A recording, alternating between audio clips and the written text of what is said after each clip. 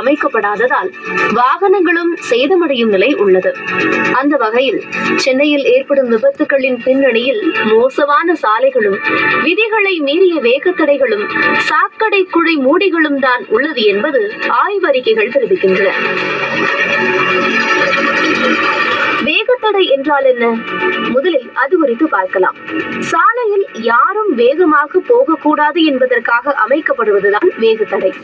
Indian road Congress விதிப்படி வேகத்தடை என்பது 10 centimetre உயரத்திற்கு மேல் இருக்கக்கூடாது.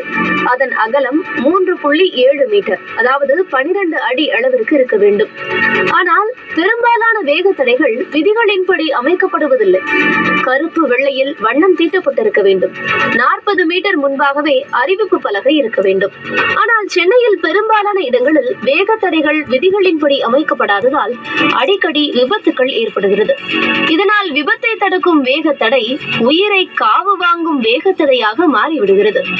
அதே போல பல இடங்களில் வேகத்தடைகளில் வண்ணம் பூசாமல் வேகத்தடை இருப்பதே தெரியாத அளவிற்கு உள்ளது.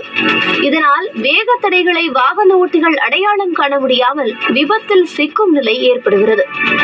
சென்னையை பொறுத்தவரை 15 மண்டலங்களில் உள்ள பல்வேறு இடங்களில் இந்த நிலைமைதான் உள்ளது. குறிப்பாக நெசப்பாக்கம் அடுத்த ஏரிக்கரை சாலை,